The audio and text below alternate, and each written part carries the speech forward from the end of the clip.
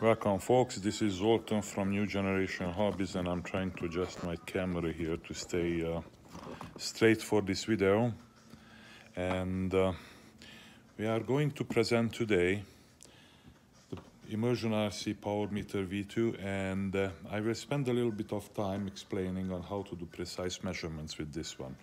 Because at this point this is a reference tool, and it definitely helps us measure the power output of different kind of systems precisely, but in order to do that we do have to do a little bit of calibration.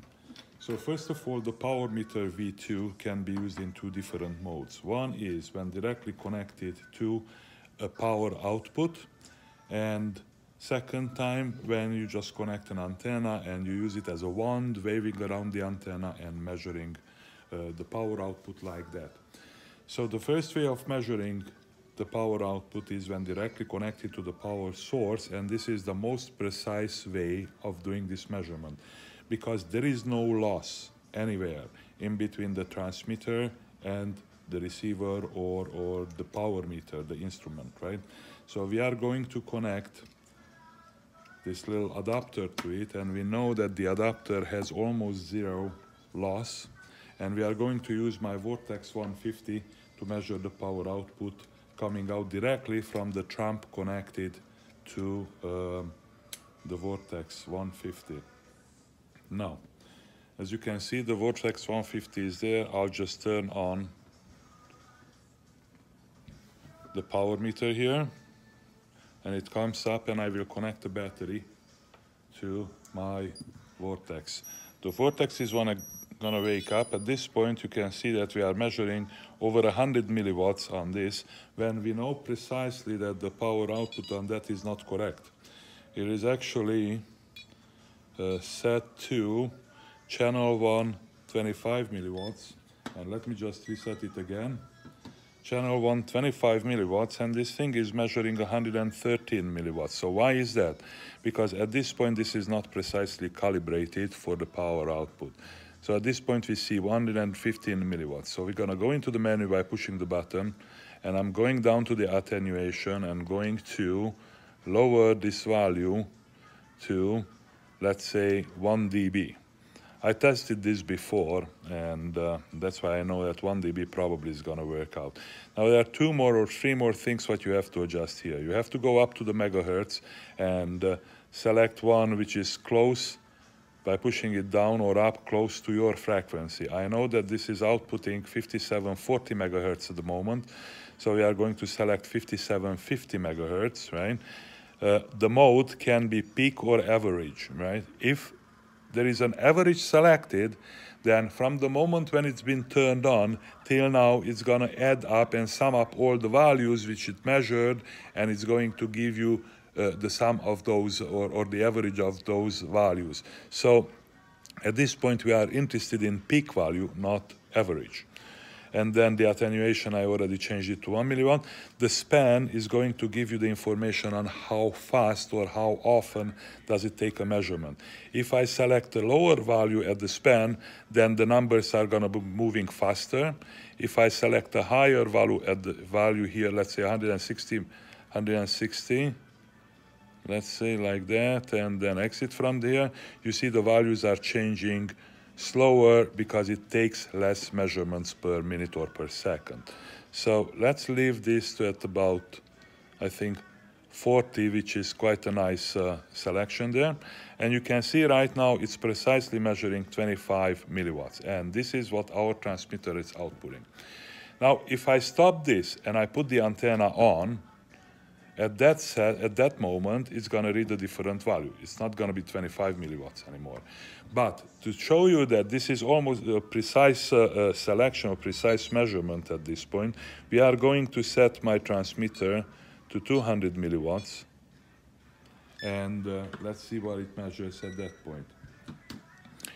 You see the measurement comes up at 216, 214, 214 milliwatts, which is precisely where it should be.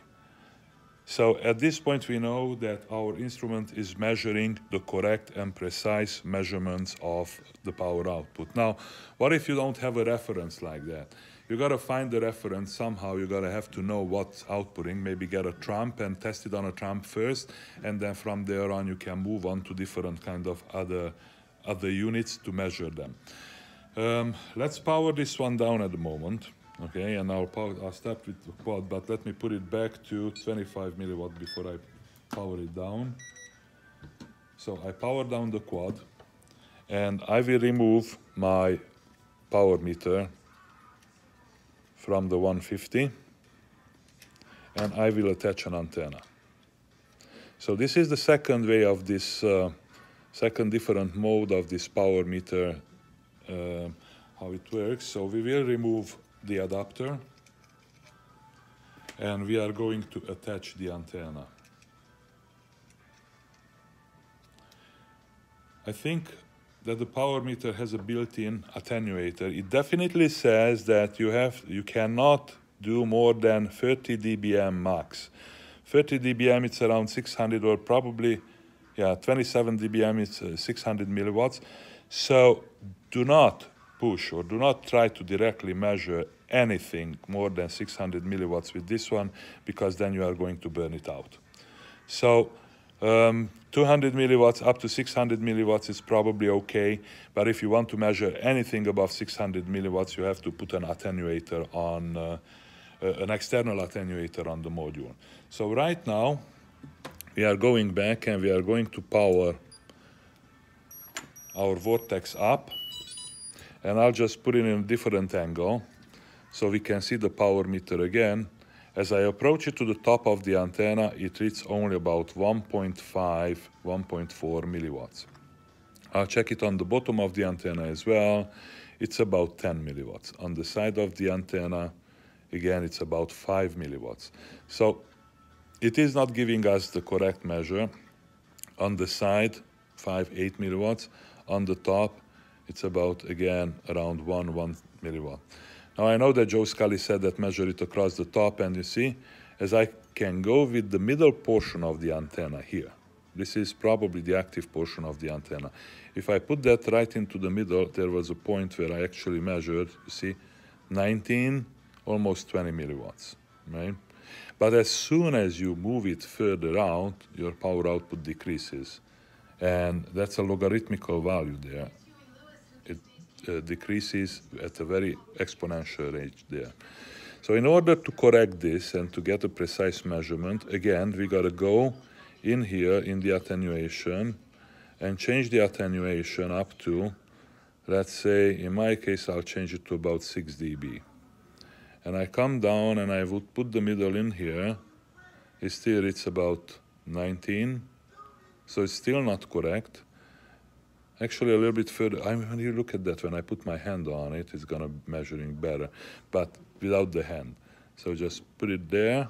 At 6 dB, it reads about 24, 25 milliwatts in one position, 26 milliwatts in the other position. So right now, I know that this is going to do a precise measurement if I hold it and touch it there. Joe Scully's value was for attenuation about 9 dB. And we can set it to that and test it with that. And with about 9 dB, just about 2 centimeters, 1 centimeter off from the antenna. On the bottom, it measures, you see, almost 25. If it touches 25 on the top, close to it, it's gonna measure 25, 30. So yes, we are at a close range with the 9 dB. And you can try to use that if you use an antenna. Now let's switch the power output of my transmitter to 200 milliwatts.